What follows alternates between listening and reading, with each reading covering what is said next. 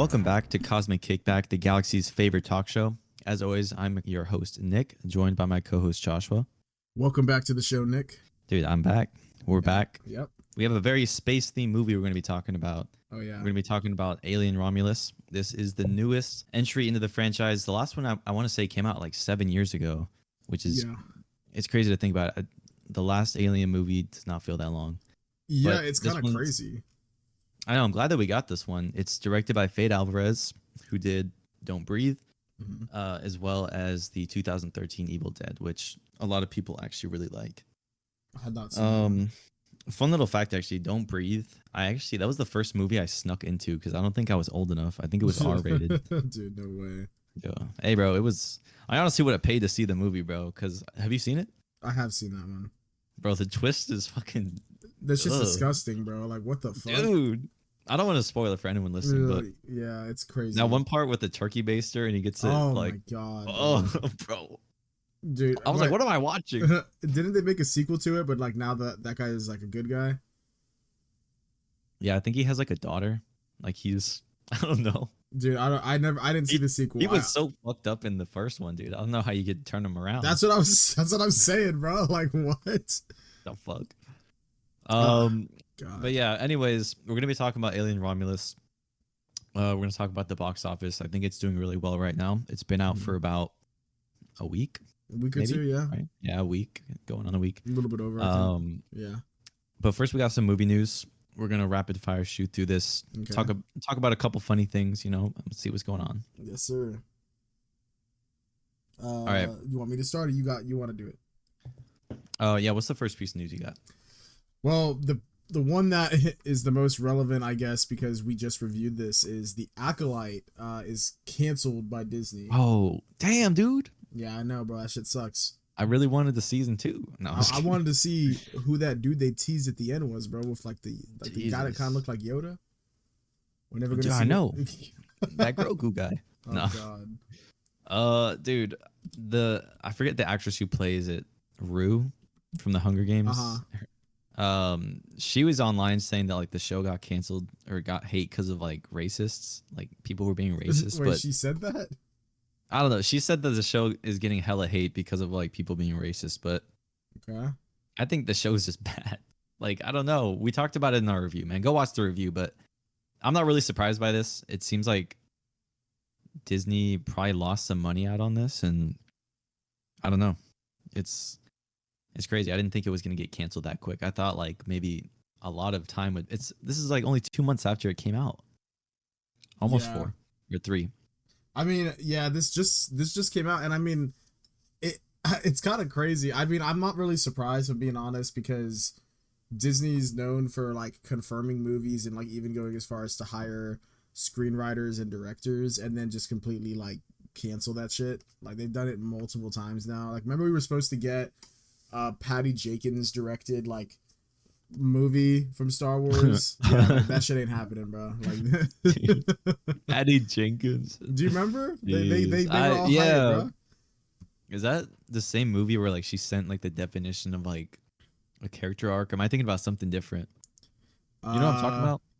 Oh wait, was it that? I don't know, dude. I don't remember if I'm being. Oh wait, no, that was the James Gunn. That was apparently. Oh James yeah, Gunn. that's right. Yeah. Jeez. Yeah, but anyway, How dare she disrespect them? Apparently, like even on Disney's like official website, they began to scrub everything that is Acolyte related from like their store. Like you can no longer buy any shirts, any sort of merchandise that was listed. If you search up the Acolyte, there's no results, like 0. Damn. So they must really be losing money. I mean, maybe, I guess. I don't know, bro. Like, I don't know. That kind of sucks, bro. I mean, yeah, but like, I don't know. Where were they even gonna go with this? Like, was the season 2 like actually confirmed? Like, were they like, oh yeah, we're gonna do this, and then they got backlash, and they're like, ooh, never mind. Probably because I think when they hired Leslie Hyland, whatever the writer, she probably was just like, I'm gonna write this one season. We'll see where it goes. And I feel like when you have an original series, like, of course you don't know how long it's gonna be, but I would at least be like, yeah, I see this maybe going like 2 or 3 seasons. But maybe it's most likely the poor reception. No, it's 100% the poor reception. Like, yeah. It's funny because that South Park episode just came out where they're like the Pandaverse. Yeah, like making Oh fun of yeah. Kathleen Kennedy. Like she straight up is being played by Cartman. It's kind of funny. Well, Yeah, I don't know where the story would have went though, so yeah, it's I no don't really surprise care to me. either. Rest in peace, soul, bro. Hey, sorry, I just spoiled the Acolyte, but it Oh doesn't yeah, matter. true. No. Yeah, it does not. All right, what's the next piece of news? So let's see. What do you want to talk about? I mean, We could talk about Michael Keaton. yeah, we can talk about Michael Keaton. Okay, so Nick, What's you this dude been remember saying? you remember the Batgirl movie that was coming out a couple years Dude, back? speaking of canceled stuff, I actually was hyped for that. I was really hyped for the Batgirl series. I was too. You know, I still would. There's no way this never sees the light of day, right? Like if it doesn't, that's just crazy. Like to make an entire thing and just never release it. Yeah, I don't understand. But anyway, that movie, Michael Keaton was in it, and they also, this was actually a big news thing. We probably talked about it back when it was coming out. We were talking about which Batman is gonna be in the movie, because at the time we didn't know. I think they were saying there was a DC did not know what they were doing, because now we know what they're doing, but back then they were like, okay, like is the Flash gonna like reboot it and we're gonna have Michael Keaton back, or is Batfleck gonna stay in it? And so they didn't know what they were gonna do, but that movie, I do remember they said when they asked the directors like, oh, like who's gonna be the Batman in here, they said, oh, the real one, or like, oh, the canon one, the one that the real one. Yeah, I remember we were like, okay, like I guess they're doing they're gonna confirm who's now Batman. So I guess they went the Michael Keaton route. So it looks like maybe this film would have taken place, I guess, in the Flash universe with that Michael Keaton Batman. So I guess it didn't matter because he gets fucking killed in that movie anyway. Yeah, I mean that would have been cool. And then, everyone's all hyped, like, oh shit, Keaton back. And then, like, whatever the Flash happens. Yeah. I don't know. It could have worked if they just went with that and released it. Yeah, but anyway, it didn't release. But they asked Michael Keaton recently about his thoughts on on Batgirl being shelved, never to be seen by the light of day. And he pretty much just said, hey, bro, like, my check cleared. Like, that's all that matters. Like, I got paid. Yeah. I mean... I don't care, bro. I think when they're like an older actor, whether you're like a woman or guy, like, and you're established like Michael Keaton or Harrison Ford, like, I mean, even Alfred Molina, like when they came back for No Way Home, like those guys all just did it for a check. And he straight up says it. They're like, why'd you come back as a Dr. Rock? He's like, oh, money. Yep. Yes, sir. Like, I feel like when you're already established as an actor, you just want to cash in on what's big right now, and that's like superhero sci-fi stuff. And that's all it was to him, bro. I don't like it though when young actors are just like, oh yeah, like I don't know, they just phone it in. I don't know. Yeah. Do you get what I'm saying? Like I feel like the older guys, the vets deserve that. Like, bro, they already got what they're bringing to the table, but I don't know. I mean, at this point, like, yeah, I mean, it doesn't take that much. Like, I'm sure he's not in it that much. It's called Batgirl. It's not called Batman. So yeah, I mean, I feel like I'd low-key say the same shit, bro. Like, I'm keeping it real. He's probably just being petty because he's like, yeah, fuck it. I mean, what's he gonna say? Like, yeah, fuck Warner Bros. Yeah. Another piece of news, Nick. This is probably the biggest thing that we might have for news. So Megalopolis is Francis Ford Coppola's next film.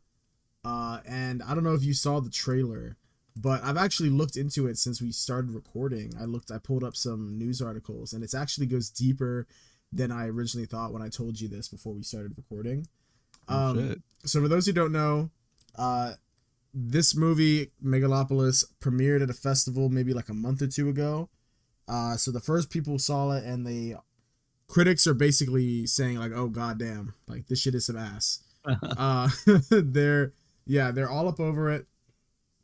But the first official trailer before this releases, I believe in November for the public in theaters, released by, this is Lionsgate, is distributing it.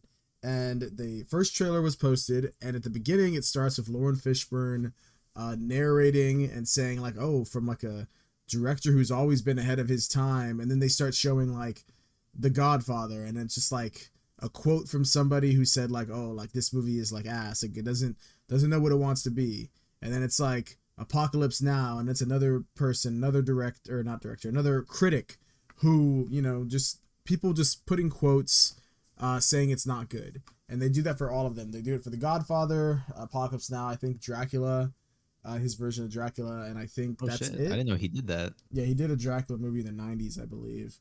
But anyway, it says all that, and I guess those are all movies that people genuinely think are good movies. Especially like, I mean, The Godfather, a lot of people say it's the best movie of all time. Of course. But the controversy, so when that first dropped, people were like, oh shit, like this dude kept the receipts. Like if that's that you know, that goes hard. Like people were shitting on the movie, but it's like, hey bro, like I'm just ahead of the curve, bro. Like this shit gonna go down as a classic. But what's crazy is apparently all three of those quotes are fake. They were not published by those critics that, you know, were quoted in the trailer. So Lionsgate, actually, I didn't know this. They immediately pulled this movie trailer. They took it down, so it's no longer officially posted anywhere after this controversy was discovered. Since then, they've been trying to, I guess, like damage control. And it's looking like the reasoning that they're saying that this happened is, I think they're saying it was because of AI. I think they're blaming AI. I guess when they made this trailer, maybe they asked AI to like, oh, pull up some negative reviews of like this movie and this movie and this movie. And I guess they didn't fact check AI. At least that's what they're claiming. They're claiming that's what happened. That's such a weak excuse though. Like, yeah, you really are gonna release a trailer with something like very specific and sensitive information without fact checking it by like a real person? Yeah, it's like, pretty wild. I don't know. You deserve what you're getting if you're like literally just using ChatGPT to fucking be like, oh yeah, you're good. I don't know. If I was them, I would have just leaned into the fact with like, yeah, they're fake. Like we just wanted to get attention. But I don't know. Did you see the I think trailer? the fact that I did see it, yeah. Now that you reminded me, I saw it, I think on Twitter. Okay. And I watched, I don't know, it looked like a really weird movie, I'm not gonna lie. Like it doesn't even feel like a Francis Ford Coppola movie. Yeah. Like I don't know, just the way it's shot and like what it's about. I'm still not really sure. So I'm but looking hey, I like Adam Driver. I do too. I'm hyped. Aubrey Plaza's in it. I like Aubrey Plaza. Oh shit, I did not know that. So I'm looking at it. I found the trailer was reposted. It's no longer on official Lionsgate or whatever, but they quoted The Godfather. Andrew Saris, apparently from the Voice. I guess that's a movie critic magazine or site. Actually, probably magazine, because this movie came out like back in the day. Yeah. They called it a sloppy, self-indulgent movie, is the quote, but apparently that's a fake quote, did not exist. The next one is by a fake quote, said diminished by its artsiness. Pauline Kael, The New Yorker, another fake quote. Doesn't know what it wants to be. Andrew Saris. Okay, so all these are fake. Apocalypse Now, a spectacular failure, hollow at its core, an epic piece of trash. Damn. And then in the 90s, the Dracula, a triumph of style over substance, a beautiful mess, falls flat. Just a damn, and a ton of other ones come up. Failure, all this shit. Damn. All of those are fake. And the only one I actually said that someone found that was real is, and I told you this, it's not even a review for any of Francis Ford Coppola's movies. It's a review for Batman or one of the Batman movies. I'm not even sure which one it is. I want to know which one, bro. Let me see if I can figure it out. Probably Batman Forever. Those shits are ass. See, Megalopolis Batman. Jesus. Quote. Oh yeah, here we go. Honestly, okay, I found it. So the quote that they used apparently for Bram Stoker's Dracula from 1992, the quote, a triumph of style over substance. It's actually a review from a different film Tim Burton's Batman. What'd I say? Huh? I said what'd I say? I mean, you were right. Yeah, there you go, yeah, Nick. that's kind of crazy. I think they deserve what's coming to them. I mean, that's a pretty big mistake. That's kind of crazy. I don't know. It just seems like, how did it go over so many people's heads? Like, are the reviews that we are using factual? It just, like I said, it's lazy. I mean, it's not only like lazy, but like if they're completely fake, the only one being a real one being that of a different movie, not even like the one it's saying it's from. But like Right. it's crazy. Okay, so it'd be one thing to like put the quotes and like that's it, but they're like putting the name of a critic, and they're also putting the publisher or whatever they work for. So that's kind of a big thing to go out and say, hey, like the Daily Post or like, oh, New York, whatever, or like all these things. They literally have their logos in the trailer. So to like say, oh, these people were like said these movies were like trash, like. It's almost like defamation. Yeah, exactly. Like that's why That's why it's. I think legally, like this shit could have been a big problem for them if any of those, companies, businesses like took it personally. That dude at The Voice. Yeah, exactly. Yeah, that's crazy. Geez, I wonder what's gonna happen, dude. I mean, the movie you said comes out later this year or December. I think it's November. Let me look real quick. November. I swear this is like one of those Christmas Day movies, which was weird. Yeah, I mean it might be. Let me look. I'm skipping to the end of this trailer. Yeah. Says Francis Ford Megalopolis, a fable. Oh wait, oh my god, this might be sooner than we thought, Nick. Next month. If only this fucking other trailer would disappear from my screen so I can see it. It looks like it's September 27th. Damn. So about a month from now.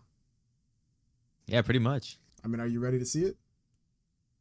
I mean, it's Francis Ford Coppola. I don't know. It honestly wasn't really high on my list of like what I want to watch. Let me look at real quick. I'll see the reviews, the real reviews. Yeah, I want to look up reviews right now because I think it was at Cannes Film Festival or whatever.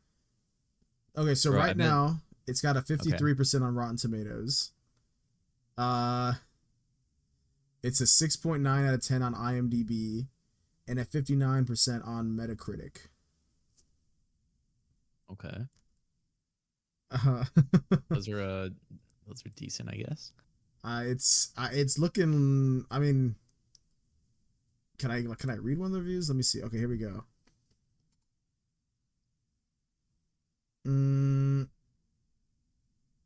Rather than being a great or bad film, I found it to be a curious one. I liked despite its flaws and lack of being believable. Okay, so it's kind of surreal. This person said the utopian filmmaker fails in his attempt. Full review in Spanish. Okay. I ain't reading all that. The film itself is a call for public philanthropy and social engage, paradoxically manifested as cinema's single most expensive vanity project. That dude's saying a whole lot of nothing. I ain't gonna lie to you. I don't like my brother. Just tell me. Dude's just yapping.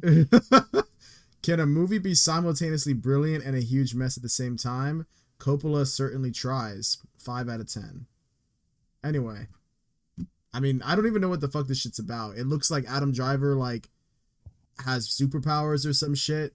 But yeah, I don't know. His haircut is ugly as fuck, too. Yeah.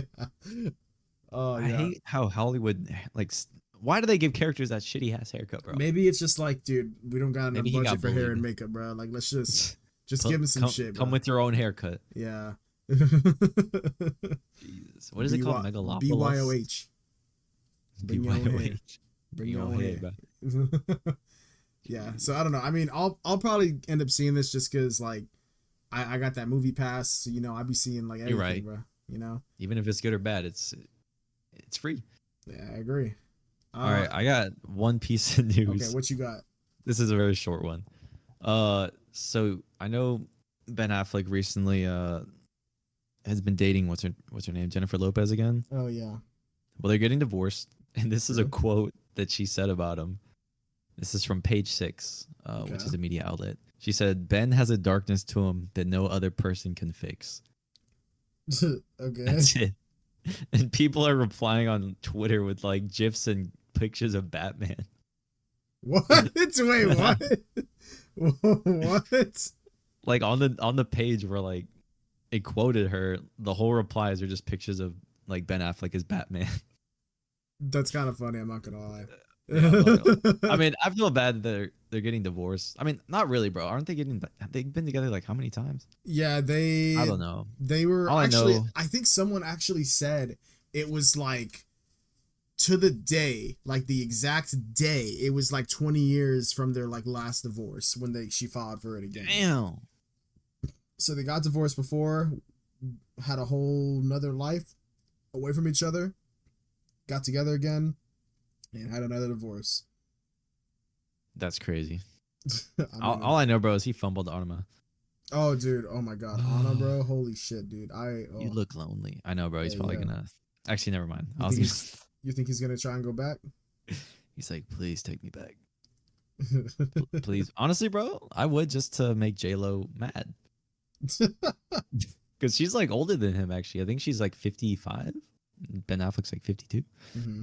Well, yeah, that was a little piece of news. I don't know if that's the last piece of news. Do you got one more thing or is that it? The only other one I can think of is James Spader is returning as Ultron in VisionQuest. Oh, shit. So, I mean, what do you think of that, Nick? Well, at first I wasn't too hype about that show because it's been almost like 5 years now since WandaVision. But I do like James Spader. I actually think Ultron as a character was really interesting, and also his whole voice and presence was badass. So that might make me a bit more inclined. And it would actually make sense because he's also like an AI that's become like fully realized. So it'd be interesting to see how they put him into the story. Yeah, I agree with you. I'm not gonna lie, I was more interested in this Vision Quest show back when it was first announced, when WandaVision was like, just out, but now I'm beginning to like wonder where this even fits within the MCU right now, because it seems like they're gearing up for, their huge Avengers like finale of this like next 3 phases of movies, but like I don't know, like I just don't know how they're gonna fit that in as well. I mean, I'm open to it. Like, I actually think this news though of him voicing Ultron does make me a bit more intrigued, because I think he was a great cast. I think the voice of Ultron, I think it goes hard. I think it's great casting. It makes me curious as to whether this will be in a flashback form or like a nightmare dream sequence form, or like what, like how is Ultron back? Like what's happening? Because at the end of Avengers 2, it just looks like they just, they killed the last Ultron by, and like it looks like he's gone. In fact, Vision kills the last one. Yeah. And they're kind of have That'll like, be interesting. Yeah, they have like a little like talk beforehand where like they kind of have opposite ideologies of the same thing, which is interesting. So I don't know. I think this is, a good call. I think it makes sense for this character and this character to interact. I think it could be interesting. I don't know. We'll see. I mean, I'm interested to see how he comes back. I'm hype. But anyway, I think that's all the news we have. Let's go. All right. Well, that was that was such a varying range of random bullshit. Yeah, I already know. So yeah, let's get into Alien Romulus. All right, I'm actually very excited to talk about this. I saw this movie twice, probably within like the span of a week. I took my parents to see it the second time. They liked it. I'll do like a little non-spoiler, maybe for like the first like 5 minutes, just talking about it. But this is kind of a hard movie to talk about without spoiling it. There's a lot of stuff here. Yeah. Generally, I really enjoyed this movie. I think I'd rate it probably higher on the movies that came out this year, and especially for a franchise movie where it can very much be like hit or miss. There is it just a soulless cash grab, or is it something that's actually trying to revitalize the franchise? Because Aliens and also like the Predator franchise have both kind of been varying to different degrees as the years have gone on. They're both from the 70s, 80s kind of era. Mm-hmm. But this one I really enjoyed. Like I said, the acting is in it. The acting is well done. I like the cast. The entire plot, I think, while it's very kind of formulaic, and this is definitely more of like a haunted house, like horror film, I think it takes it back to its roots of like the first movie. And for me, that works, and I like it. Yeah, I agree. I think I haven't seen all of the Alien movies. I've seen I think I'd seen more rather than less. I don't know. I've seen the first two. I've seen Prometheus. I've seen Covenant. I haven't seen Alien 3 or 4. Oh, Resurrection, bro. Yeah, I haven't seen those. I have seen Predator 1. I haven't seen Predator 2. I don't even know if there's a third one. I have seen Aliens versus Predator, and I saw the most recent Predator. Or no, Prey. Prey was really good. That was very good too. Yeah, I saw that one, and I think I saw the Predator before that, the one that was like dog shit. The Predator. Yeah, I think that's what it called. Yeah, God, dude, awful. But anyway, yeah, I agree with you. I think I'm a bit interested to go into spoilers with this one because I don't know if you've seen, but a lot of people are just like fucking dogging on this movie. Like, I'm actually confused because it seems very split. It seems like people either love this movie or they're like, holy shit, this is a fucking disgrace to even be considered in the same name as the other Alien films. Like, it's actually insane how much hate I have seen people spewing online. It might just be Twitter, bro. Like, I don't know. Twitter just seems to have the most god-awful takes I've ever seen. Like, it's actually disgusting. Like, I contemplate deleting the app anytime I open it. Yeah, I haven't really seen that much hate, but I've just been looking up stuff on like TikTok. So man. I don't know. For me, people are like, they either like it or they're just like, oh, I need to go see this. Shit, let me open up Twitter for you, bro. I got you. You can find a quote right now, dude. I'm gonna look up Romulus and then just look at the top things. Let's see. Okay, so this is one. It says it sucks to watch corporate junk and be told you don't like movies when you just don't swallow and clap.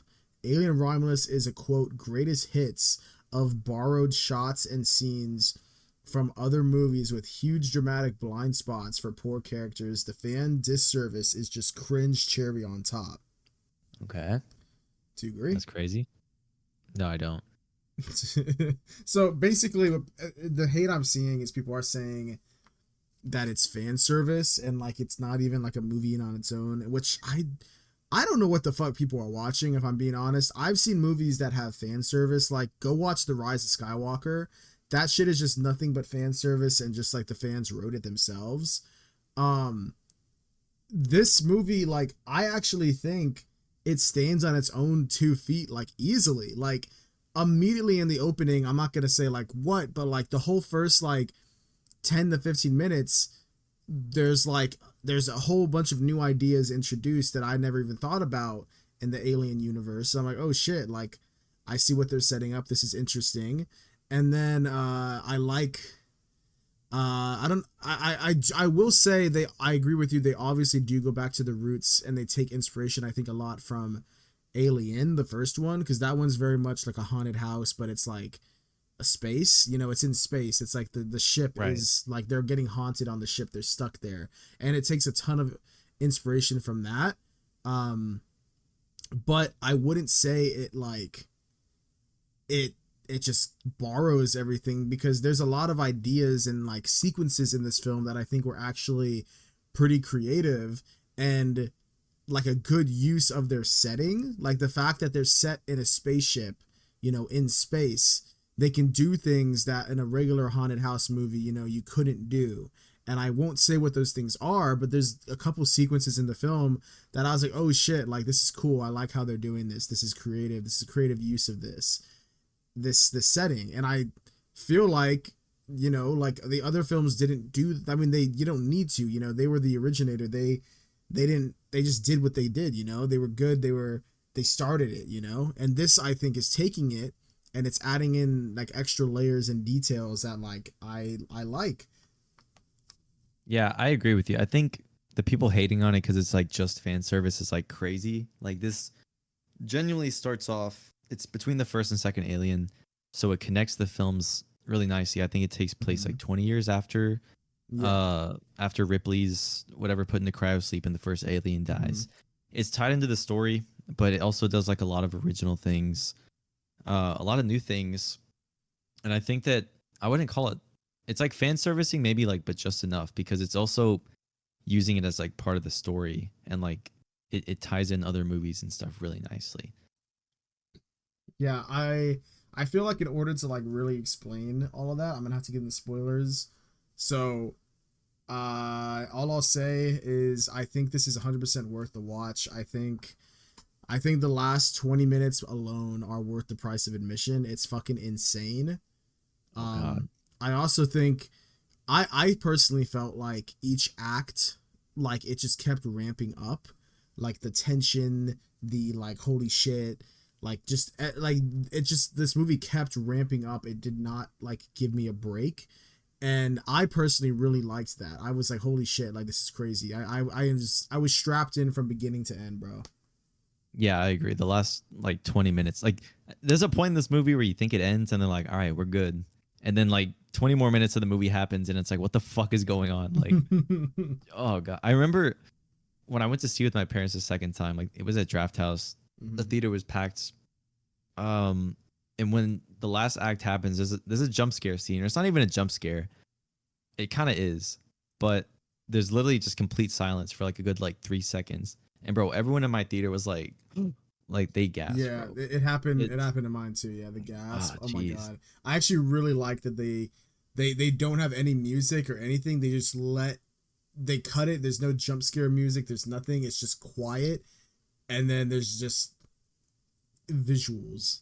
Yeah, it definitely worked for me. Yeah, But great. yeah, this definitely is worth seeing. If you're an Alien fan and you love the originals, I think that you will very much like this one. Yeah. And honestly, I would say I've probably seen the same amount of Alien movies as you. I haven't seen 3 or 4, Hmm. but I would rank this probably like top 3. Yeah. Honestly, maybe 4. From the ones I've seen, I think it's top three for me if I'm being honest. Yeah, I agree, So yeah. Anyway, Nick, you ready to get into spoilers? dude. Let's get into the spoilers. Let's spoil it. Okay, bet. All right. So everyone got a zip. You haven't seen it. I mean, Nick, where do you want to start with this? I mean, okay. So first, let's start with the characters that we have. This starts off, well, like you said, with the opening. This takes place 20 years after Ripley kills the first alien. Mm-hmm. A very big part, actually, that this movie has that I think a lot of people are complaining about the fan service is Mm-hmm. they used the likeness of Ian Holm, which is an actor who played Ash in the original. And if you guys don't remember, Ash is the synthetic that pretty much helps Ripley. He ends up getting like his fucking head ripped off. Mm-hmm. But they used his likeness to play another synthetic who went by the name of Rook. And his whole team, pretty much their mission was to get the xenomorph egg from the Nostromo, the wreckage of it, and try to like figure out what the fuck to do with it. And eventually killed all the scientists on board the Romulus station. And that's pretty much the derelict spaceship that our characters are going up to examine. I mean, how did you feel about the whole Ian Holm, like the whole cameo, I guess? Because it happens like in the middle of the movie.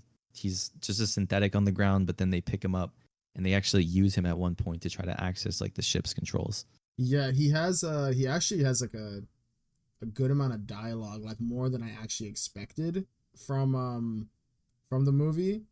Uh I at first okay, so I think it's a bit confusing for me because I can understand. I'm not gonna lie, I can understand the controversy with this one because it's a bit Hmm. like, who is this for? Because I feel like no disrespect to the actor. I believe he's passed away. The guy that originally Yeah. portrayed him. Yeah, Yeah, he passed away. yeah. So no disrespect to him, but like his character, like why does it need to be him? I guess other than like, oh, it's the same model, I guess, as like his, but like it could have very well just been anybody, like it doesn't have any plot relevance. It doesn't like come into play. It's really pretty much just for the fans to be like, oh shit, it's him. You know what I mean? Like Yeah. it doesn't really matter what the synthezoid looks like in this one. So that's, I do agree with that.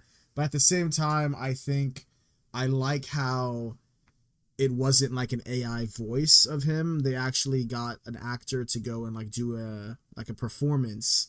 And they did like motion capture on his face and stuff for this. So I appreciate them doing that and not leaning into like the AI side that they could have done. Like I think that would have made it even, that would have, I would have been more on like, okay, yeah, this is dumb if I was on that side. But for me personally, I don't really care. Like cuz this is my reasoning. It's kind of like, since this is like an artificial person, the fact that it looks kind of off-putting a little, like, because I think it looks a little weird in certain like shots. It I doesn't agree. it doesn't I look agree. like very real. And that's a bit like, I don't know how I feel about it. Like, it's kind of like, but at the same time, I feel like since it's an artificial human and it's supposed to be kind of uncanny valley, I think it's kind of works in a way. Like, it's not. I doubt they intentionally were like, oh, let's make it look fucking like weird. Like, they probably were trying to make it look as good as they can. Um, but you're limited by with what you have, trying to recreate like a deceased actor. But I think that due to the nature of the character and the film, the fact that it looks a little off-putting, I think it's like you can make the argument that it works. So because of seeing both sides of those, I kind of am in the middle. Like, I can understand people's frustrations, and I could also see like, oh well, like it's supposed to look all weird, or it looks weird. Maybe they didn't do that on purpose, but like the fact that it does, and the fact that the character is, like I said, like an artificial person type thing, like I feel like it's like, oh, okay, like I can understand why it looks weird. Yeah, I agree with what you're saying. When I first saw it, I didn't even care that it was the actor. I was like, oh, cool. Like, I know this is like Ash from the first movie. I guess it's a different model. They called him Rook. And I was like, okay, it Yeah. is. It definitely could have been anybody. And the first time I saw it, I did think in certain shots, especially the close ups, it looked very weird. Hmm. Like, it looked like they just got a mannequin and they like projected the actor's face on it. Yeah. And I don't know, it looked very weird. I honestly think it would have been better if they just went with anybody else and maybe just used like a full on like practical prosthetic person, like an animatronic, like you would see at like a Disney park, because I don't know, it would feel more tangible and stuff and believable. It would have been cool. Or maybe if they just kept him in darkness, like he's in the shadow corner of a room and he's talking to him that way, that would have been cool. Or even I thought that maybe they could have done like how they did Zemo in Civil War, how he's kind of just or not Civil War, I'm sorry, the Winter Soldier, how he's Hmm. just kind of like a being that's on like a computer screen. That could have worked too. Yeah, Um, that's true. That's true. Yeah. but I don't know. It's not something that takes away from the movie a lot. The second time I saw it, I didn't even think it looked that bad. Hmm. So yeah, I don't know. Maybe my view changed on it, but I heard that Fede Alvarez said that he got the permission of Ian Holmes' like family and like his son, and they totally were okay with it. So, um, you know, I guess people upset about that. You got to deal with the fact that I guess they had their blessing. But yeah, I don't know. I wouldn't have minded if they had done it any other way. Like, Hmm. I think there were better options. Yeah, I agree with you. I think I feel the same. Like you said, um, it could have been anybody, and I feel like if he's in the movie, it's more than you would expect. Like it's still not a lot, so it's kind of like it doesn't really affect it that much. You know what I mean? Yeah, So yeah, I overall, agree with you. I think that's probably, like you said, probably the biggest controversy in the film, like the one that has been. But it's like since they got the family's blessing and all that, I feel like that's what matters. Because apparently, in like a movie like The Flash, they didn't get permission to use like George Reeves Superman. And That's kind of fucked up. yeah, that's kind of Imagine you just crazy. watching the movie and you're like, "The fuck Hmm. is that my son?" I So don't know. yeah, I agree with you. Yeah. But besides that, I really like how, oh man, I love this film. How, what I was talking about in the non-spoiler section, I like how there's sections in this film that really use like the idea of them being on a spaceship. Like, for example, there's a scene where um Andy and Rain are like accepting their fates, and Andy's like a synthezoid, and Rain is like, I guess, his like sister, but she's like an actual girl. Hmm. And they're like really close. Uh, and they're like, oh fuck, all these xenomorphs are coming at us, we're about to die. But then she's like, oh wait, hold up, like I forgot about the anti-gravity thing. So they turn it off so that, because in the beginning of the movie there's like anti-gravity when they get on the boat, like as a So the gravity's off, and then it'll turn on and then turn off. Like it's, I don't know. They explain it in the movie. It's like a way to It's like, like a yeah, it's like a cycle. So like the things yeah, don't just explode. Like yeah, it's set up earlier in the film. yeah. And then they bring it back, and she turns it on, and then all the xenomorphs, like, they, I'd be good. They're in anti-gravity, so now they're just kind of floating towards her, which gives her a chance to shoot them all. But and then they kind of glide through like the acid blood, because the other reason why she can't shoot them beforehand is because it's like, oh shit, it's gonna like melt through the ship and fuck it up.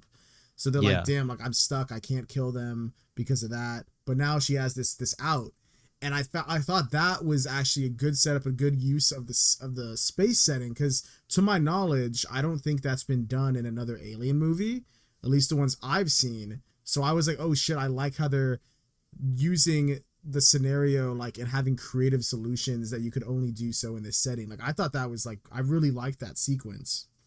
Yeah, that was a really awesome fucking sequence, Yeah. dude. Like it was really tense because the gun that she has is like it has auto aim. Like that was cool, Mm-hmm.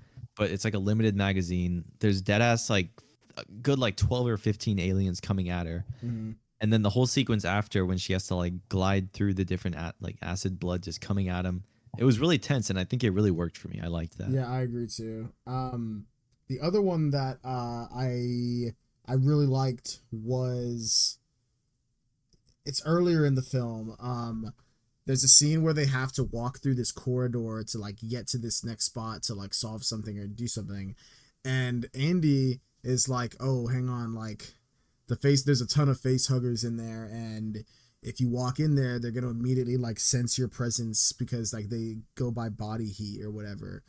So Yeah, then they have, stress. yeah, so then they have the idea of like, oh, what if we set that room to like, the same temperature as us, and we try and just like remain calm and like go through. And I felt like that was another like good use of the situation. Like I'm like, oh shit, that's cool. Like, like they can, it was very tense, and I thought it was another creative use, like I said, of like the setting and like where they're at.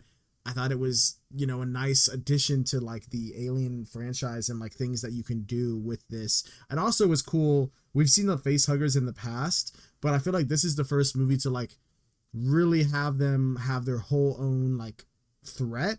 Like, because a lot of times in the other ones, they're there and they kind of just like, that's it. They either Yeah, like get killed real quick or whatever. But with this one, there's like a swarm of them, it and was they're, like at least 50. yeah, it's fucking terrifying. Like seeing, because those things are like flying at you, and then now you got God. to walk in the room where there's a ton of them, and hopefully they just don't see you. It's very tense. I really liked that sequence as well. Like it was really well done.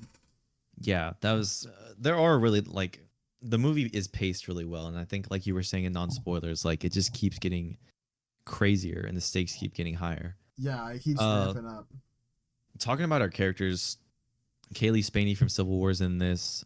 David Johnson, he plays Andy, who's the synthetic. She is pretty much a miner on this planet called Jackson Star, and to my knowledge, it gets pretty much no sunlight. And she's Mhm. working in like the mines with her brother, her synthetic brother, and their goal is to get to this planet called Yavaga, where the sun shines. And pretty much after getting like fucked over by the corporation, they're like, "Oh, you got to work more hours." She's like, "All right, fuck this." She gets her buddies together, and they're like, "Look, we found this spaceship like floating just above the planet. Like, we want to go get some stuff. I think they want to get stuff for like cryo sleep, so they can Mhm. just take a ship and go travel the 9 years to the planet. And so that's their whole goal. That's what I like about it is this movie kind of goes back to the roots of the first one, where you just have like these blue collar workers, people that you can actually kind of relate to, Yeah. that are just trying to get by, and they're desperate. Like they really just want to get off of this shitty planet. I mean, their parents. It's said early throughout the first film, the first act, a lot of their parents have passed away from the working conditions in the mines, so they really don't have anything to lose. And I like how that is also worked into the story. Like they're very desperate, and even after getting into the situation, they only really see like one way out. Yeah, I really like that setup too. I like how they're just regular people that are just forced into. They're just trying to like, like you said, make a better life for themselves. I feel like that's very that's more relatable than like, like seeing like a, not that this is bad, but like comparing it to Aliens. Like that one's very like, oh, there's a ton of Marines going up against these. Like that's cool because it's like an action paced movie. It's a whole different kind of movie. But I really like how this one, like you said, is just like some regular people pretty much just in this world just trying to survive, really. Yeah. Let me think about. Well, I guess we can talk about like the first act. Once they get to the spaceship, they pretty much dock, and the reason that they actually asked Rain to come with them on this trip is because they need Andy, who's again a synthetic, and they think that I guess he can have access to different parts of the ship to where they have to get to. Mm-hmm. Also, another thing that's like ticking on this whole movie is the space station is going to eventually crash into the rings of the planet, but that's like they have 36 hours. But later on, some shit happens that pretty much accelerates that process to like an hour, I think, or like 45 minutes, which is fucking crazy. But yeah, so they take Andy, this character named Tyler, who I think has a crush on Kaylee Spaney's character. He's there. And then they got this fucking British dude. He's kind of a douchebag. They go into the spaceship. They find the room where the Christ, what are they called? Like the pretty much the batteries for the cryo sleep. I'm forgetting what they're called. But they go into the room, and after they take the little thing out, they get trapped inside of it. And that's a pretty good sequence too. Like, you see the temperature start dipping. The whole room is filled with facehuggers that are frozen, and you can just see them like start moving, and then some of them start falling in the water. It's really creepy. Yeah, I really like the water. It adds a level of like, what the fuck, dude? These things are swimming around in here. Yeah, it's almost like a swamp, dude. But yeah, I really like the part where Kaylee Spaney pretty much sneaks on the ship, and this is the part where they get Rook, the synthetic that we talked about earlier. They take the chip inside of him and they pretty much reprogram Andy. And I like the whole part where like he puts his hands up and then his eyes like roll back, and you see like his eyes have like the logo, like the Weyland-Yutani logo. And dude's rebooting. You know, he takes like 5 minutes. So Tyler and Bjorn have to like fight off these facehuggers. And I don't know if you remember, Josh. There's a shot where a facehugger is climbing like above the ceiling. And it's about to jump on this dude who's like knocked out in the water, and like the camera pans down, but then like you see it stop and it pans up, and like Andy's like done reprogramming, like he stops it, and he grabs and he it, and he fucking throws it. That was such a good dude. Yeah, I love when they move the camera in movies, bro. Like holy shit, like I don't know why more people don't do it. Yeah, that was a really good action sequence, but they eventually get out of the room. But I think her name is Navarro, the Asian chick. She gets hit with a facehugger, and oh, dude, that shit was terrifying, bro. That's when they got to figure out like, yo, how the fuck we get this shit off? And then they reprogram Rook, and they start talking to dude. One thing that's also weird is, I mean, it's explained in the film, of course. Like Rook talks about what their purpose was, but the whole ship is it's called Alien Romulus because it's split into two parts: Romulus and Remus, which is it's a Roman tale, like a myth about these two brothers who founded Rome. But there's a bunch of facehuggers and like science shit going on the ship that's like really sketchy when you think about it at first. Like why is there a bunch of frozen facehuggers everywhere? Yeah. Like what's going on? And it actually ties into Prometheus. I think later in the movie they get this black goo and they call it the Prometheus fire. And do you remember a lot of Prometheus, Josh, or even like those movies? I know they're kind of controversial. So I like Prometheus's whole premise and the idea behind it. I just think it's written like the way the characters are written is kind of stupid. Like they're scientists and shit, but then they immediately like take off their fucking like suits the moment that they find out that this air is breathable without even like checking for any like pathogens or fucking shit in the air. Like it just doesn't make sense. These guys are supposed to be like, I don't know, but basically, yeah, I remember Prometheus. I remember the like black goo air thing and how it all works. I liked that as well, that connection to it. I like Prometheus's idea, but I think it's hard for me to give it a higher rating just because I feel like it could have been better if the characters were written more competently, because I just don't buy a lot, like the stuff could still happen. I just don't buy the way it happens, like because of what they do in that movie. Yeah, I feel like Prometheus, while I do like the film itself and even Covenant, like the ideas they present, I think they're probably the most deep of the franchise. Mm-hmm. There's just in Prometheus, there's a couple creative decisions that I think keep it from being like a really good movie. Like, Yeah. there's a deleted scene where it's when they wake up the engineer, the big white dude, and when they first wake him up, he just straight up starts killing them all. But there's a deleted scene where like there's actually a full on conversation that happens between like them and the whole like crew, and I think that I don't know, that just first would make more sense. You know, like why would an alien wake up first and just start killing people? Like I don't know, it showed like he was more intelligent than he looked. You know, he had a conversation with them. Like it's pretty crazy, but yeah, the black goo was in Prometheus. A little refresher. I'm pretty sure the engineers created the xenomorphs because that black goo is used to like create and destroy life. But yeah, it's brought back in this movie, and I like how it talks about. I don't know. I just like how Prometheus is like mentioned in like its canon. Like it's, you know, it's not like, oh, these are some failed prequels we don't really talk about. Like I like how it's there. Yeah. Later on in the movie, there's actually a part where on the ship there's a whole like cave of just bodies. Like, bro, for the past 20 years, like have the aliens just been like feeding on people like that? I mean, I guess. I don't know. I actually, one thing, actually, no, let's finish what you were just bringing up before. I had a question about one part of the movie that I didn't understand. Okay. So, I mean, what were you about to say with this before we get into that? Oh, well, I was just going to talk about the cave, like just in general. Like I thought that was really creepy and eerie. Yeah. I mean, I completely agree. Speaking on a little bit about that, I like how the film itself is, when you kind of like dumb it down and explain it, it's very simple. It's just like, okay, we're going on here to get this, you know, power source so we can cryo sleep like to where we need to go. And then it's just like, you know, it's very simple, and it's just like, oh, well, now there's like an alien and like, you know, shit goes to shit, you know? Yeah. I think the best stories are the ones that are simple premises, you know? Yeah, it's like super easy to follow, but it ties in a lot of like the alien lore and stuff. And I think, I don't know, like it's not just some cookie cutter like movie. Like I said, it's very formulaic in the sense of like a horror movie. Like it's just a series of events that happen after another. But I think that it works because, you know, the story takes place in like real time. All the characters, they all just want one thing.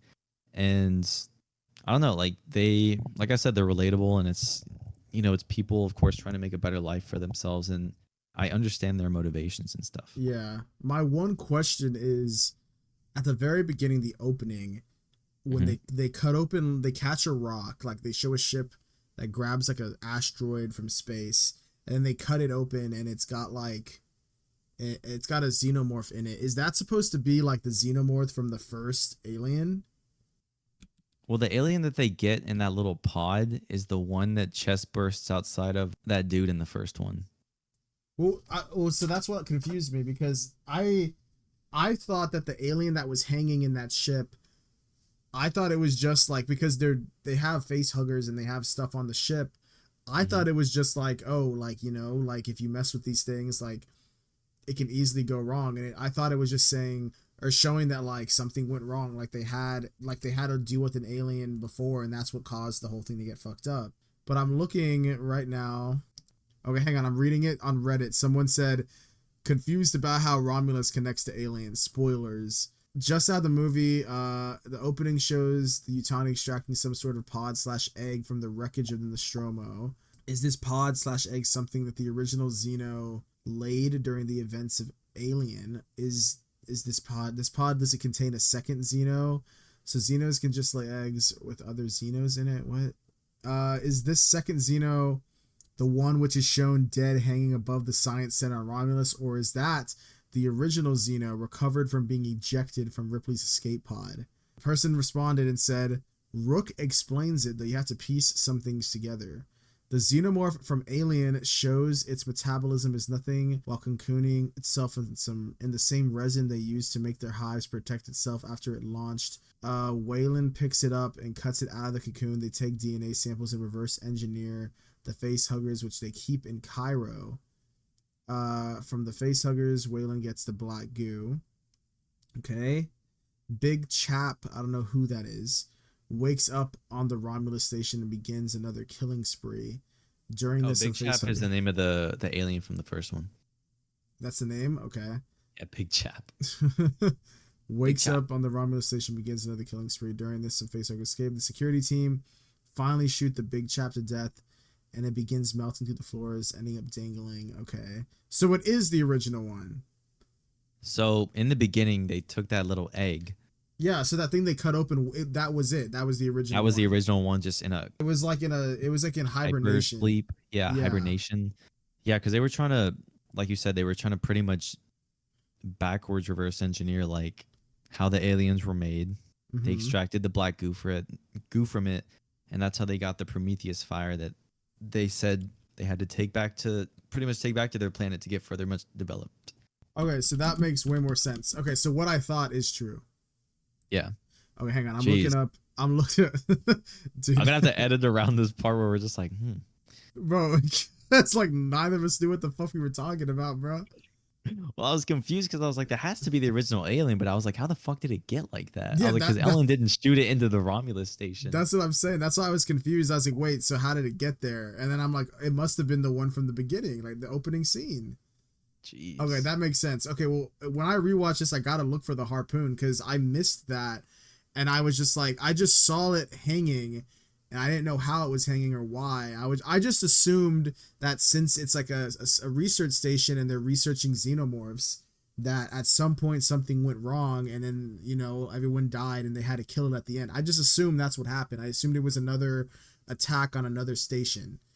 And they're seeing kind of like the remnants of that. That's what I assumed. But I guess that is what happened. It's still the original one from the first movie. Bro got his revenge. Damn, that's crazy. Jeez. God damn, bro. That shit took way too long to figure that shit out. Well, talking about another aspect to this movie that actually worked for me. Okay. So at one point, like I said, they have to reprogram Andy. And before that, he's kind of just like Haley Spaney's like brother that he has to take care of. He geeks out all the time, like he has these spasms, like he definitely needs like help, and you can tell like he's not fully able as a synthetic. But when they reprogram him, he says that he's able to like move his hands and stuff more smoothly. Like the reboot pretty much helped with I guess his disabled, I don't know, like he feels better pretty much. He's got an upgrade, but it also changes his prime directive, which is interesting because pretty much now his character's motivations are like not against the rest of the groups, but he's more logical and reasonable. He's not going to do stuff that's like irrational. And I like that because pretty much his motivations can change on a dime, and like we have to work with it. And it makes sense, like, in the story. Like, dude's literally reprogrammed. And he has a new prime directive. Yeah, and it was satisfying to see him, like, now begin to stand up for himself, too. Yeah. All right, well, going back to the lab, the Asian girl, she gets the face hugger on her. Eventually, they get it off of her. But pretty much it's too late. And her boyfriend and her, they pretty much say, fuck the rest of the group. Like, fuck Andy. This dude doesn't want us to be back on the ship. And so they split up. They pretty much take the ship. They leave Andy and the two other characters, and they try to take off. But we get the chest burster scene. It's fucking crazy. There's actually a cool part. This is another setup that happens. There's a bunch of cool technology, retro tech, that we see on the Romulus Ramus station. One of them is like this X-ray, I guess like an X-ray light. So if you hold it up to your arm, you can see through your body. When the facehugger scene happens, Navarro, she pulls out like the X-ray gun and she can see it like in her chest. Like that part was fucking scary. Yeah, for real, bro. Oh my god. I don't know what I would do, bro. I mean, she pretty much dies like within like 15 seconds, but the alien bursts out of her chest. They fucking crash the ship into like I think one of the thrusters that's keeping the station up. Bro, when the ship actually crashed, I thought they were all gonna fucking die. Like I thought all three of them were dead. Oh yeah. But they get crashed into a hangar bay on the Romulus side of the station. Hey, alien Romulus. And now they have to go get him. Oh yeah, and there's an alien that's now breeding, or not breeding, but it's like in its hibernation state. One thing that's really different about this movie actually is the aliens, their growth stages are like crazily accelerated. Like the alien goes from being a face hugger to then bursting out of her chest like just minutes later after, you know, breeding or whatever, or putting its egg inside of her. And then it goes up on a wall into like some kind of hibernation gastropod state. And it's already becoming like a full grown alien, bro. Like within, like, bro, not even 30 minutes. Yeah, bro, that shit's fucking disgusting. It's fucking crazy. Like the girl, I think her name is Isabel Merced. She's the girl that's pregnant. She gets knocked out. And then when she wakes up, like the thing's already in the wall and it's already fucking growing. Yeah. Jeez, it's fucking crazy. But Bjorn and her, the last two survivors on the ship, they try to escape. Dude, this dude dies from acid, bro. Oh my god, that shit was, yeah. I won't lie, that's low-key probably the worst fucking death. I mean, I think his chest full on exploded. I mean, yeah, bro, like that shit was falling like on it. It was going into his heart pretty much, right? Oh, fuck, dude. Yeah, I mean, that was on him. him, bro. He could have he gets a stun gun and he stuns the alien. He could have just left. But then he stays there for like 1 second and he gets him, bro. I don't know. Did you see what they were saying online about these two characters? Oh, about how like he's the one that got her. He's the father. Yeah. Yeah. A little incest lore. I feel they're cousins, bro. Yeah. I mean, I feel like, I mean, it is weird, but like, I feel like they kind of hint at it in the movie, but they don't say it. You know what I mean? Like, they kind of just like look at each other. Yeah. There's a part where I'm like, are they gonna fucking kiss? And I'm like, oh god. Yeah, I don't know. But that guy's a complete asshole. Like, I actually think, I don't know. What is your thought on this? I think it's debatable that he's actually written like kind of like too mean, because like they clearly want you to not like this guy. So like when he dies, like, you're like, okay, he's gonna die. Like, so he was written so annoying and he was such an asshole, just like constantly. Like that was like his main character trait. It was just like, oh yeah, this guy's just an asshole. And I was just like, damn, bro, like I know this guy's gonna die because he's just an asshole. And I felt like maybe like you can make someone unlikable, but like they don't have to be like a fucking like jackass the whole time. Yeah, I agree. I mean, he's only really an asshole to Andy a lot of the time, but it's explained in the movie that like his parents were killed by a synthetic. Yeah. Not directly, but his mom was left inside of a mine that was like on fire, and the synthetic made the choice to pretty much save 12 people over losing 3. I mean, it's doing that philosophy, it makes sense. I know it's like that. Yeah, it's literally like the train track question. Sir. But I mean, it makes sense why he's like an asshole to synthetics. Yeah, it does make sense. It's just I wish it was like this guy just seems unbearable like at all times. Yeah, I know. Bro. It's like, why do we hang out with this dude? Yeah, why is he here, bro? Jeez, that actually comes up though later in the movie. After Andy gets reprogrammed, his character Deadass, they're about to go save the pregnant girl Kay, and before he opens the door, he's like, "Oh fuck that! Like the alien's right there. I'm not gonna open the door." And he lets her fucking get killed. Oh yeah. Or so we think. But the characters think that she's fucking dead, dude. And later on, like the scene right after, Rain is like, how could you do that? And he's like, what? Like, how could I leave someone behind? Like, he straight up did, like, I don't know. Like, it's an interesting, like, character dynamic because, you know, she feels sympathy for Andy at first because she's like, oh, like, people are so mean to synthetics. But he kind of, I don't want to say becomes a villain, but he makes the right choices and I don't know, they hate him for it. Mm-hmm. Yeah, I feel like I liked the I think the two characters that are written the best for me are probably Andy and is it Rain? Yeah. Okay, because at one point I thought they were calling her Ray, and I was like, what? I know, I was like, huh? Like Star Wars? But then I was like, oh no, okay. But I feel like I really like their dynamic and their whole their whole thing. I feel like the movie's really written around them. Everyone else is kind of just like there. The person who probably gets the next most play in terms of actually getting character development is that the dude that has a crush on her. I don't even remember his name, if I'm being honest. Wait, who? The dude who like kind of like likes her. Oh, Tyler, I Is think. that his name? Okay. Yeah, he's kind of British. I mean, there's the dude that Bjorn. He's the one with the crazy ass accent, bro. Yeah, I couldn't really understand what the. At He's like, there's something in the points- fucking water. At one point, I had to like lock in to like understand him, bro. I was like, hold on. Yeah, they needed subtitles on him. Yeah, dude. But I mean, Nick, are you ready to get to like the craziest part of the film? I mean, what is the craziest part, bro? I mean, it's got to be the fucking ending, bro. Like, holy shit. Yeah, the ending's really fucked, bro. So, near the very end, they go rescue Kay. It turns out she's still alive. They go into the alien. I guess they got like a little crib. They save her. But then Tyler dies, which I think he has the worst death, bro. Like the alien stabs him, and it lifts him up into like these little tunnels. And this dude, all he sees before he dies is like literally 7 aliens just crawling at him. Oh like, god, yeah. Dude, I would use that gun to shoot myself because fuck that. Jesus, like just seeing that scared me. Oh god. Oh, You're probably right. But Kay, she's really badly injured, so they send her back up in an elevator. They're like, look, this goes right to the ship. Andy has taken the liberty to do what's best for the company. That's his new directive. So Rook tells him to take the Prometheus fire samples back to Jackson Star to get them developed. So that's what they do. I don't know why they listen to him, by the way. Like, why the fuck would they want to take that, bro?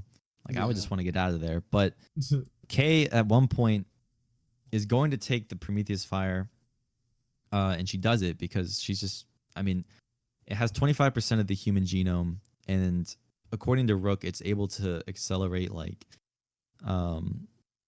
I guess, like, biological processes and, like, healing and stuff like that. Earlier in the film, we see a rat that gets, like, full-on smashed, and they give it the Prometheus fire, and it's able to pretty much come back to life. Like, it fixes all its limbs and shit.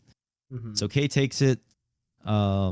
She gets back on the pod. You know, everything's good. And they put her into her cryo sleep. And she wakes up, I think, like, probably minutes later. Rain gets her out of the cryopod because it says, like, her vitals are all critical. And she straight up gives birth to, like, she's pregnant now, bro. She has a full-on, like, she's 9 months in her 3rd trimester. She gives birth to a fucking baby. Yeah, to like an egg. It like accelerated her pregnancy to like extreme levels. Yeah. But what's wild is like, oh my god, bro, like it just looks messed up, bro. Like you don't really get a good look at it. It kind of like runs off and you're like, ew, bro, what the fuck? Wait, didn't it come out like kind of in an egg and then it like went and like made a cocoon? Yeah, it came out. Yeah, so it came out in an egg. And then Rain, Kay's like, oh, like, get this shit away from me. So Rain gets it and she picks it up with her jacket, but then it starts like melting. Oh yeah. And the egg, it melts down into the little cargo hull. And by the time Rain gets there, the egg's empty. Like, you don't know where the fuck this thing went. Like the fucking growth rate for this thing is insanely accelerated, bro. I don't know if it's because it's like the mixture of like an incest baby. It's also the mixture of like Prometheus fire. It's also like it's part alien. Like, I don't know what the fuck made this thing grow from like a tiny baby to like a 7'7" fucking thing. But bro, the thing that we see is so fucking disturbing. Yeah, it's really freaky. It's like you said, it's like a xenomorph human hybrid, but it just looks so like, oh my god, bro. Like it's actually the stuff of nightmares. Like, it's the scene that we're referring to in the non-spoiler section where the music and everything just cuts. It's quiet and we just cut to a shot and we see it finally, and it's like standing in like on all fours, and it stands up. It's crawling, and it's long ass limbs. It just looks fucking disgusting, man. Oh my god. Yeah, it's definitely some nightmare fuel type shit. It really is. And actually, what's kind of crazy is I saw people making like jokes, and there's like this basketball player that I had seen clips of. He's from like, I don't know, like I don't know where he's from. I don't want to like say the wrong place. But he I saw clips of him. He was like 7 foot something as a 16-year-old. And I remember thinking like, damn, like this dude's build is insane. Like he just looks so skinny and he's got these long ass limbs and his neck is long, his head, it just honestly looks uncomfortable, bro. Like if I was that tall and like that lanky, like I'm sure you got bone pain and shit, bro. Like that sucks. But I remember people made memes and they were like, oh shit, like Alien Romulus, like with no spoilers, like out of context spoilers. It's just a picture of him. And I was like, oh dude, that's kind of fucked up, but I get it. Like it's funny. But it turns out that basketball player plays him in this movie. He's credited. Oh, dude. Yes, the same dude that I saw. Like it's credited as like the baby or whatever at the end. Like, and I was like, Hybrid. what? Yeah. And it's him, like legit. Like people were making it just as a joke, as a meme, like, oh, it looks like this guy, but it was him, bro. Like they cast him and they had him, like I guess they put him in some prosthetics. It's also a mix of CGI, I'm sure, for certain scenes. I doubt they had his ass crawling around and shit, but like that's him, bro. Like it was him, and I was like, holy shit, no fucking way, bro. Dude, that's fucking crazy. His name is his I can't even pronounce this. Bob Kroski. Yep. Something like that. I don't know. Yeah, I saw some of that floating around too, dude. That's fucking crazy. I mean, it's kind of cool they casted someone as like, I don't want to say he's weird looking, but he had that specific like body type they were looking for. It looks weird because like of course all the prosthetics. Like in real life the dude's just super tall. But yeah, that's fucking crazy. I remember seeing videos of that dude like too back like a couple years ago, and I was like, damn, this dude's hella tall. Imagine you get contact and they're like, hey bro, like your build kind of weird. We want you to play this like weird ass like human hybrid of an alien. Like you just look fucking disgusting. Like the stuff of nightmares, bro. Like I just look at that and I like you the perfect like fit for this role. He's like, I will do it. No. Oh god, dude. man. Yeah, that thing was definitely really weird, but she ends up killing it. I like the whole, like the last 20 minutes, it doesn't feel rushed. Like there's a whole sequence where she has to track down the alien into the fucking cargo, and then she has to manually disengage the latches, and then the thing fucking falls into space. There's one final jump scare though that oh my god, that shit got me, coming. Bro. No, it got me, bro. It got you? Yeah, because like, bro. I thought, well, because I mean, bro, like he was standing like right over the fucking like cargo thing, and then it like just opens. Like that shit would have sucked his ass out. I was like, oh, they got his ass, and then he's still there somehow. I was like, yo, what the fuck? And then they finally got him. Like, so yeah, it got me, bro. I thought he was gone.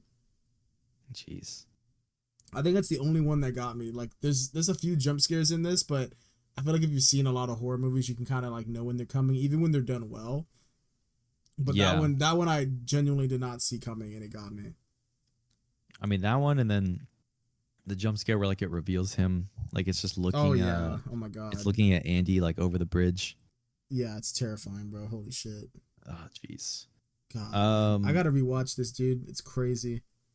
I know, dude. Now that I don't know how I fucking forgot how the alien got there from the first one, because I was like, it is the alien from the first one, but how the fuck did it get there? Because it was shot out into space. But yeah, one big part that's explained is that they can go into hibernation and apparently just live out in space. So I guess the alien at the end of the first one doesn't even fucking die.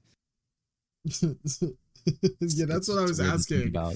And you're like, oh no, bro, like it's over here. Like, oh no, that is the main ship. And I was like, bro, huh? Like what? They're on the Nostromo. God, man. Jeez.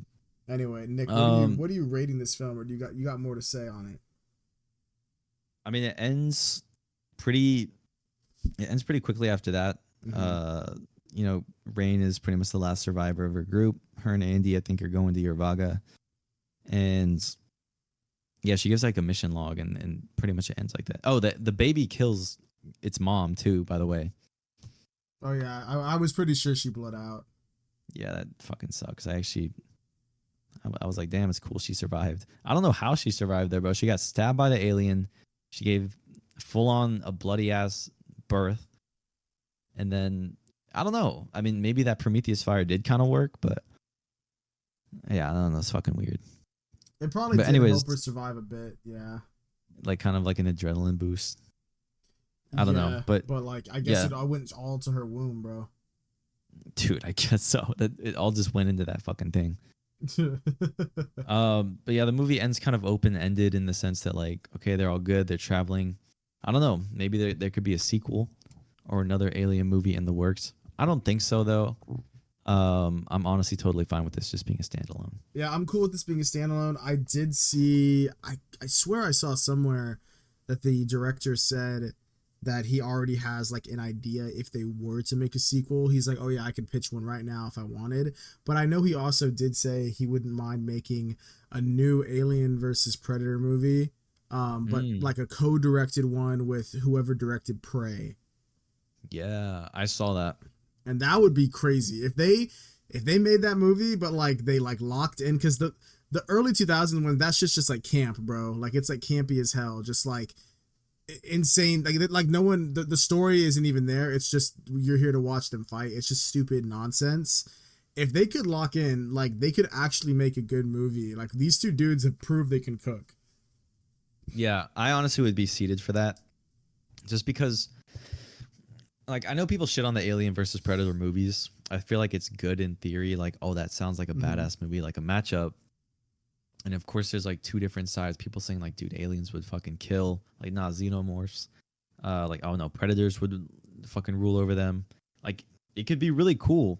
Yeah. I think that if you just don't, I don't know, you of course have to have humans in the story to like introduce them, but I wouldn't focus too much on them. I would just want the movie to be a full on like alien predator. Like, humans are caught in the middle of it. Maybe I don't know. I would be excited to see that though because I mean we've had Alien versus Predator in the past, but if they do it now, especially with like where the both franchises are now, where they're kind of like revived, I think it could be done well and probably would make a lot of money. Yeah, I think it can be done. I think between the idea of a sequel to this or that, I would probably prefer that. If they're both down to co-direct and like lock in and maybe co-write a script or like I don't know, like help throughout the creative process and like make this like a passion project, Hmm. I would prefer that over a direct sequel to this, I think. Yeah, I agree. I mean, I don't know really what else would happen after this if there was a sequel. I mean, the director says he could cook something like cool, but I'd I'd rather want to they see Alien versus Predator. Yeah, I would rather just like and have headcanon like, oh, her and Andy made it to the planet and Andy's all fixed up and living like secretly there as a synthezoid or whatever. Yeah, human, Yeah, fake that we don't human. even know. Yeah, He's like, I am human. No, yeah, bro. dude, I like how his whole like he I mean he was British like both ways, but his whole fucking personality changed when he got rebooted. Oh yeah. He's like, you called me Andy. Yeah, I think I gave this movie a 4 out of 5 both times when I watched it. I really liked it. Mhm. It's well acted. The story is really well done. The characters they feel relatable, and you can tell immediately from the first like 10 minutes what they want. And like I said, they seem desperate. Like they're kind of Yeah. just working these dead end jobs on a planet. So it's like, what do they have to lose? And then when they get to the station, all hell breaks loose, and it's kind of like do or die. You know? Mhm. Yeah, I agree. I think I rated it a 4.5 when I saw it. I mean, after talking about it, I want to go see it again. So I'll probably check it out before it ends its theatrical run. But this is definitely one that I would like to own. I liked this movie Oh, enough. absolutely. Yeah, I'd love to watch this again at home. Um, Oh, I mean, do you want to talk about?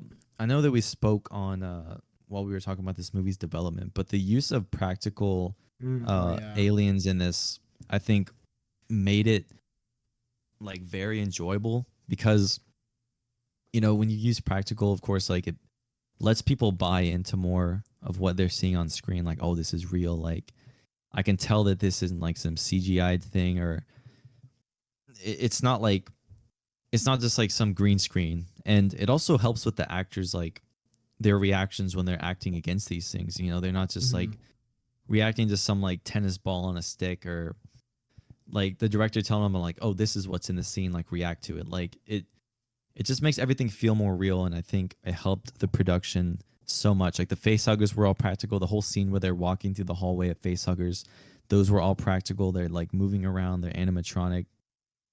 I really Yeah. enjoyed that aspect of the movie. And like you said, even the fucking tall dude was practical, as a real dude. Yeah, I think I agree with you. I think it really shows like in the performances of the actors, like you said, having somebody to act against. It's just I don't know. I really like when they go the extra mile instead of like just taking the easy way out and being like, oh, let's just get a dude in a mocap suit. Like it's just I don't know why more people don't do this, bro. Like look what happens when you do it, bro. It looks great.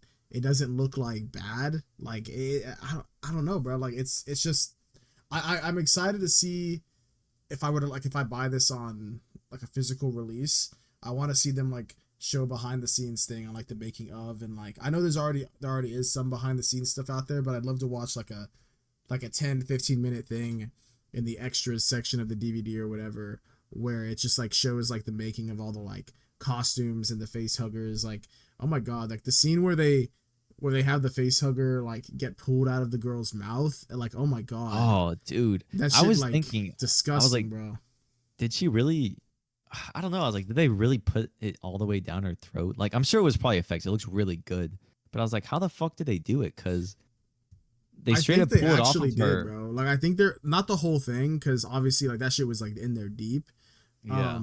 But like I don't know, man. They definitely did some of it. Like they definitely had to have, bro. Like a Because that couple thing, inches of a yo. face hugger. I mean, it looked so disgusting, especially the one where like it tries to go in someone's mouth but it doesn't. Oh, Like oh man, it looks so disgusting, bro. Like it had to have been. It definitely was enhanced of CGI, but I bet you like it was done if they could do it practically in some sort of way they did. yeah. I mean, that's what the director said.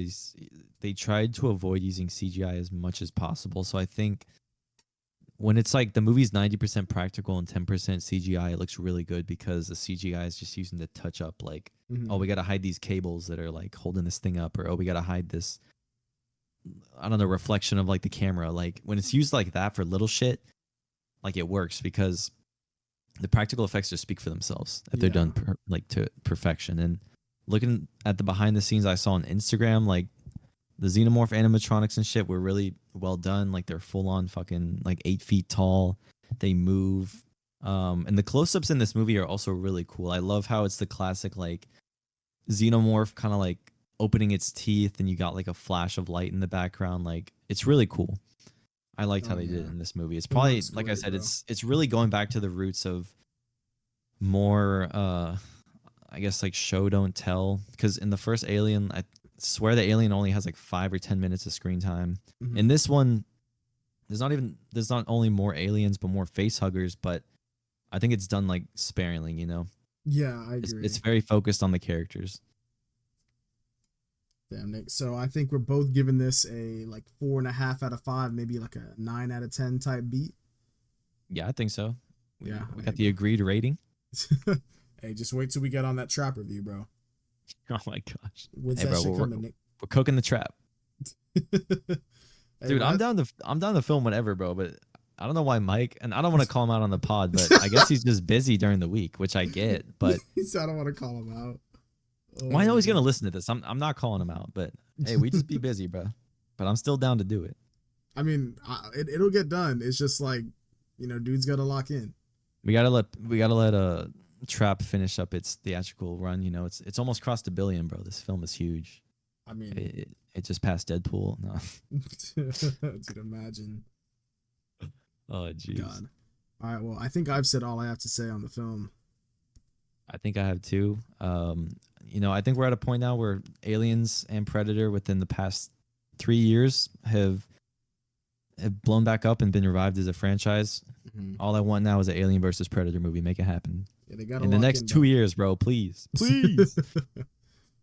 All right, Nick, go ahead and sign us off, bro. Where can people find us at? All right. Yeah, definitely go check us out on Instagram at Cosmic Kickback.